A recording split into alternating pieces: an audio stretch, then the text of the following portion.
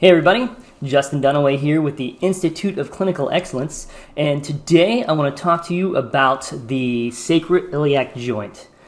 There is lots and lots and lots of stuff out there about the SI joint. There are some camps that would have you believe that every patient through the door with back and back-related leg pain starts at the pelvis. There are also camps out there on the other end of the spectrum that will tell you that over the age of 40, the SI joint is fused and nothing there happens, and you either have back pain or hip pain. There is nothing going on in between. And then between those two camps, there's a million different other camps of theories and thoughts behind the SI joint.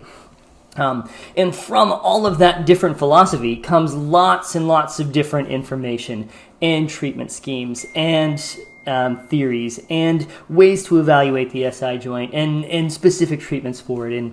And through all of that storm of all the information and misinformation and confusion about this one piece of the body, one researcher, Mark Laslett, has been sort of the grounding force in this whole mystery of the SIJ. He's had a very good research and very consistent message throughout his career, and the other day, 2 days ago, when I saw him on Twitter tweet that he has just published his most recent and probably final paper discussing the SIJ, you know we had to dive into it. And if you're not following Mark Laslett on Twitter, I think you absolutely should. Lots of great information comes from following all these researchers on social media. But let's dive into it. So his most recent paper, let's pull it up here for you, Clinical Diagnosis of Sacroiliac Joint Pain. This is a clinical commentary based on his entire career of research, and we'll post a link for it in the show notes down here. But hot off the presses, just came out a couple days ago, and it's a really kind of deep dive into his process behind determining if the pain generator is the sacroiliac joint. So what we're talking about is patients that walk into the clinic with back, buttock, and or back-related leg pain. And how do we know if these patients if their primary source of pain is coming from somewhere in their low back, if it's coming from the SI joint, if it's coming from the hip, if it's something else entirely, if it's more centrally dominant, if it's more peripheral neuropathic, if it's more nociceptive dominant? How do we pull the SI joint nociceptive dominant patients out of the pack? And what Laslett would tell us is that that when we look at patients with back pain, especially patients with chronic low back pain, about 13-ish% based on his research, the SI joint may be the primary pain generator in those patients. And when we look at patients with postpartum pelvic pain, up to 50% of those patients the SI joint can be the driving factor in them as well. So it's really important for us to have a really good diagnostic criteria for identifying these patients in the crowd. And he makes a very strong point, is to say what we're talking about here is SI joint pain, and he wants to contrast that with SI joint dysfunction. When we talk about SI joint pain, this is a painful experience that's brought on through nociception from the SI joint itself or the soft tissue structures around the SI joint. And to differentiate that from SI joint dysfunction is the hypothetical mechanical movement or positional faults. This is the upslip, downslip, in-flare, out-flare, nutation, counter-nutation, all the different positional faults of the SI joint or faulty movement patterns, or it's stuck in any of these positions. And he makes a really strong point to say that we can reject the idea of SI joint dysfunction, of these mechanical movement positional faults, kind of on three main things that have come out in the research. The first one is when we look at SI joint movement, it's so small that it's undetectable by palpation and seems to be unrelated to patient's pain. Right? And what we're talking about is 2 to 3 millimeters of movement, 2 to 3 degrees of rotation that we believe we can feel through 5 to 7 centimeters of tissue. Right? This is a really, really small, minute thing, and he says that we just can't do it, and the research kind of supports that. The other thing the research shows us is that these tests are unreliable. Our patient comes in, and I diagnose it as a upslip counter nutation, you're going to call it something completely different. And when we look at the amount of combinations of things that can go wrong at the pelvis from this framework, we're talking about like something like 140 different combinations of movement faults that again are 2 millimeters of movement that we're going to detect and agree on. And the research just doesn't support that. And lastly, the third thing is that he says, even if we do this, even if we do our movement and palpation asymmetrical assessments and determine SI joint is the dysfunction through that, and then we go in and do a fluoroscopy-guided double diagnostic injection block in the SI joint, what we find is that the patients that we believe have SI joint dysfunction based on the movement faults, their pain doesn't shut off with the intra-articular blocks. We're not predicting the SI joint pain patients like we think we are. So he says, with those things in mind, we can completely disregard that whole train of thought and just think about ways to determine if the SI joint is generating the pain at full experience or not. So that's what he's talking about in this paper, is SI joint pain, not dysfunction. And he goes on to give us an algorithm, kind of his clinical reasoning on how to pull the SI joint out of a crowd. The first thing he tells us is that through his research with sticking needles in the SI joint with patients that have back, glute, and leg pain, and seeing whose pain shuts off when you stick them with the needle, the first thing that he'll tell you is that patients that their SI joint shuts off their pain don't have other pain generators. So if the patient walks in the door and there's other things on board, if they have pain coming from the low back or from the hip or from whatever, SI joint is probably not the thing. It seems in his practice, in his research, in all of his career, it seems as though if SI joint is the thing, it's kind of the only thing. And what that gives us is kind of this algorithm where we're going to rule out everything else first, and if nothing else is on board, then we're going to look at the SI joint. But the SI joint is not the first go-to piece. So it's kind of a four-step process. It starts with the subjective. And again, we talk about this at ICE all the time. The magic lives in the subjective. And we're gonna take the story, we're gonna take the history, we're gonna look at mechanism of injury and time to onset and ags and eases and irritability, and we're gonna look into the yellow flags and the psychosocial stuff, and we're gonna get a good picture of the patient, and then we're gonna make a good attempt to figure out where their dominant pain is. And what Laszlo will tell us here is that if their dominant pain, they can have pain all over, but if their dominant pain, if the most pronounced piece of their pain is either in the lower extremity or above the sacrum, then it's probably not SI joint pain. It's probably something else. On the other hand, if they have back pain, if they have leg pain, if they have glute pain, but their primary pain, the most prominent feature of their pain exists unilaterally in the sacrum or over Fortin's area, which is that area just lateral to the PSIS, SIJ is relatively high on our differential diagnosis list. From there, he wants to tease out what he's going to call radicular symptoms, and I'm going to pump the brakes on that a little bit and call it neurodynamic dysfunction. And what he says is that what we need to do is dive into the symptoms and see, do they have what he calls radicular symptoms. And what we're talking about is radiating pain that's in a myotomal pattern, that may have some diaesthesias, that may be more sharp, that may be exacerbated by movements that tense the nervous system or compress the nervous system. These are our peripheral neuropathic patients, right? So what he says is that once we get that information, if it feels like it's a radicular symptom patient or a peripheral neuropathic patient, he suggests we move into imaging. I'm going to back up there and say, if the patient walks in the door, they've got back and back-related leg pain, if they've got decreased pain pressure threshold over their neural beds, if they've got some allodynia in that area, if we can increase their symptoms through neurodynamic testing, let's get a good feel for some objective asterisk signs and some subjective comparables between session.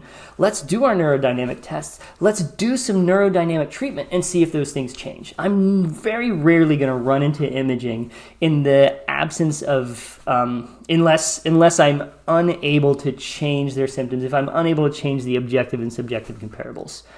So let's not tell the patient they have a pinched nerve. Let's tell them it's more of a neurodynamic dysfunction, and let's get in and see if we can change that through treatment that's appropriate for peripheral neuropathic pain before we dive into imaging. Number 3, do the symptoms centralize through lateral shift corrections, repeated movements, or sustained postures. And he talks a lot about the McKenzie method here, getting in and doing a good McKenzie diagnosis to see if we can move the pain. But what he really means when he's talking about the McKenzie method, the McKenzie does a really nice job of teaching you how to centralize patients if they are centralizers. So what he's saying is that it's not super simple. You probably need some advanced training in figuring out how to centralize to rule this in or out. But what we're really getting after is, can you change their leg pain through lateral shift corrections, repeated movements, or sustained postures? If the answer is yes, then that's where we start. We're going to run down that road. We're going to centralize the pain. We're going to get the patient moving better that way. From here, they do make a point to say that if they are centralizers, then it's more discogenic dysfunction. I'm going to back out a little bit there and say, I don't see the value in the label. What is more important to me, and probably less fearful for the patient, as if in saying, okay, John, when I bend you backwards, we pull the pain out of your leg, which means, we're squishing the back of the jelly donut and it's pushing the disc forward and it's taking the disc off the nerve and you got disc dysfunction, whatever. What I would rather have the patient know is that, John, what we see is that you've got back and back-related leg pain. And if we do this movement a bunch of times, it pulls that leg pain out. What that tells us is that it's a really good prognosis that you're going to get better, and this is where we need to start. And I'm not going to talk about structure and function because we know that as patients get this idea in their head that they've got degenerative disc disease, that they've got herniated discs, that they've got things out in their back, that stuff plants seeds in their head that come back to bite them down the road. So I just try to avoid that altogether. But if the patient centralizes, we absolutely need to do that first. And then number 4, if the pain is primarily in the sacral area, if they do not have neurodynamic dysfunction, if we cannot centralize their leg pain through lateral shift corrections, repeated movements, and sustained postures, well, then that's when we have to now decide, okay, SIJ is on the table. Let's see if we can provoke the symptoms. So now there's this list of provocation tests. A lot of his original work gave us 6 tests: a thigh thrust, a SI joint compression, an SI joint distraction, and a sacral thrust, as well as Gainsland's test on the left and the right. This paper has pulled Gainsland's out and just talks about those first 4. If you have 2 of those 4 provocation tests positive, it's 50% likely that if they stick a needle in your SI joint and inject it, it will shut your pain off. If you've got 3 of those 4, it's 77% likely that that injection will shut off your pain. So it's highly likely that SI joint is the nociceptive driver of that current pain experience. Now, from there, you've got a pretty solid clinical picture, but there's going to be things in the history and the story that can play up or down your clinical reasoning, up or down the strength of your diagnosis here. Things like pregnancy or an MVA or trauma through the leg or into the sacrum, falls, things like that, probably bump SI joint dysfunction a little bit higher, or SI joint pain a little bit higher on the list. When we get into this story, we have, it's been going on for a long time. We've got some psychosocial yellow flags popping up. We've got some widespread pain. We don't really have that specific pain in the unilateral sacrum. We have signs of central sensitization. Maybe we have some allodynia, things like that. Then SI joint may not be the most important thing. And even though those tests are positive, there may be bigger rocks that we need to tackle before we start thinking about that stuff. So with all that being said, that's sort of how we pull the SI joint out of the crowd. Now here's where things get a little bit funky. What Laslett will say in the paper now is that there's really 3 treatments for the SI joint, for SI joint pain. The first thing is conservative management. Second thing is steroid injections. And the third thing is an SI joint fusion. Now, what he says is obviously we're going to start thinking about conservative management. And if we're going to do conservative management, we can totally attempt this following clinical diagnosis, right? So the history, the running through that algorithm, my positive tests, those are enough for me to say, okay, I'm confident that this is SI joint driven pain. Let's go ahead and treat that. Now what he says is that the problem here is that there are no treatments that exist currently. There's no conservative management treatments and there's no pharmacological treatments that have been shown to have any effect in SI joint pain. Doesn't say we can't try it. He just says that we just don't have anything. So from there, now we need to think about steroid injections or fusions. But before we can move into that next phase, if we're positive here, now we have to do the double diagnostic injection block to make sure that your pain shuts off, and then we're talking steroid injections or a fusion. So I want to pump the brakes here a little bit. Now we're gonna step out of the paper a little bit, because I want to, I get a little bit uncomfortable when we say that there's just no conservative management that can help this. And what we've got to realize is that when we dive deep into the literature for just about everything we do, we don't have a lot of great evidence to support conservative interventions for just about anything. I'm going to highlight one paper real quick. I'll throw this link in your thing too, so that you can check this out as well. But the effectiveness of interventions for nonspecific low back pain in older adults, systematic review, meta-analysis. This is really high-level research, systematic review and meta-analysis. And what they found is that in patients with back pain older than 60, nothing works. Not massage, not manual therapy, not injections, not TENS, not education, not exercise, not yoga, nothing. What this paper tells us is that we literally have nothing to treat patients that are 60 and older with back pain. But we treat these people all the time in the clinic, and these people get better all the time in the clinic, right? There is definitely a disconnect between what some of the clinical research tells us and what actually occurs in the clinic. So what I want to do is just caution you against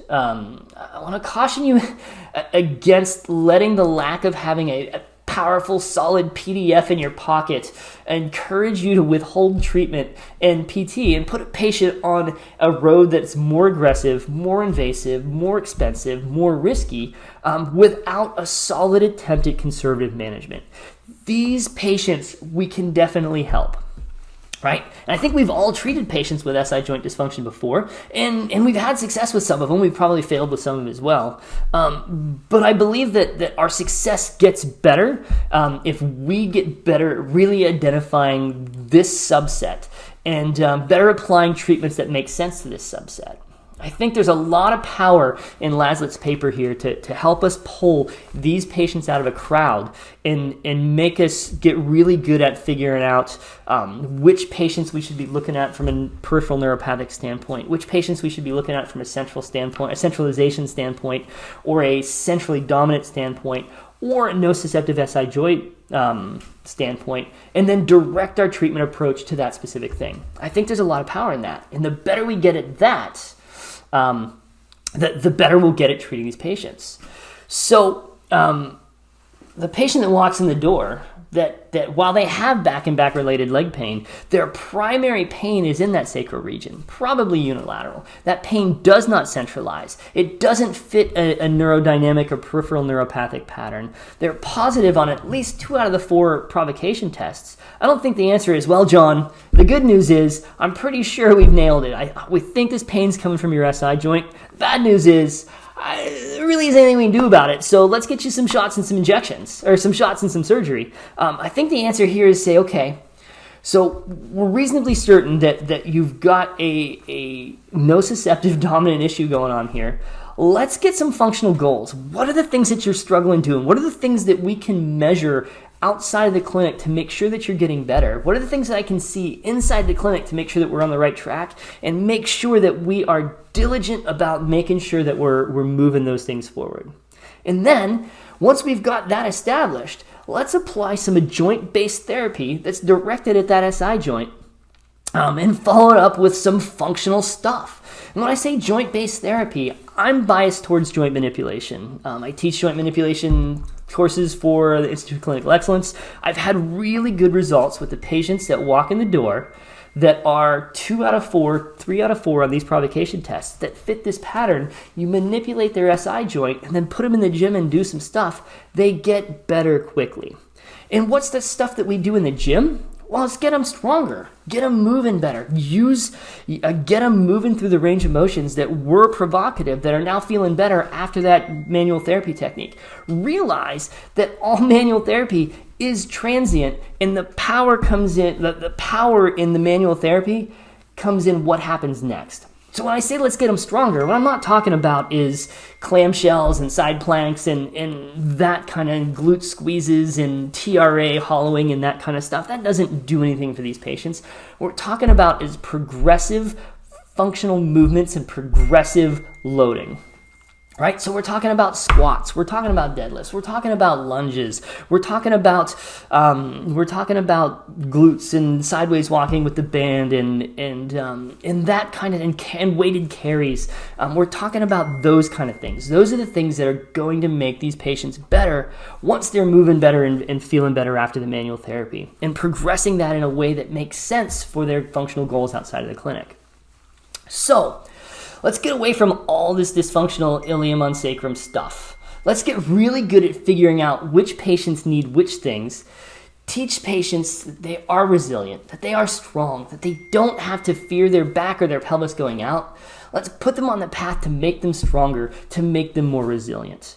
I think that Laslett does a beautiful job of laying out guidelines that will help you get on the right track with the patients that do have true SI joint pain, and get off that road for the patients that don't.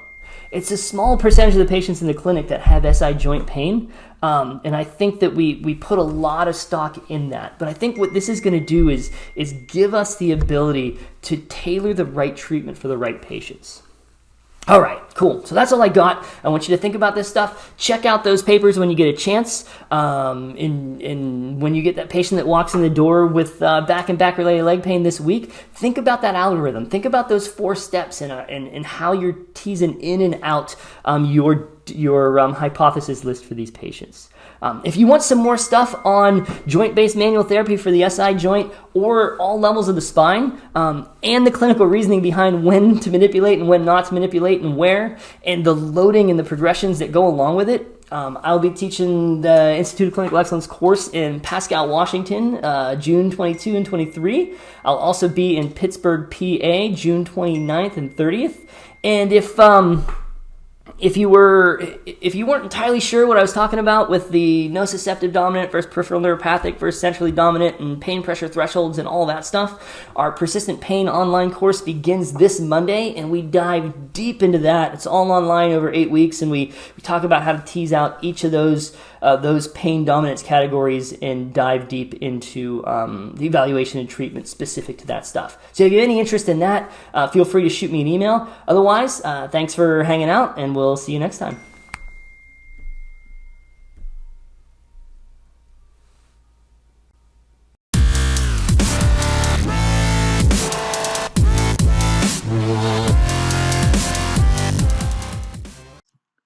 Hey, thanks for tuning in to the PT on Ice Daily Show. If you enjoyed this content, head on over to iTunes and leave us a review. And be sure to check us out on Facebook and Instagram at the Institute of Clinical Excellence.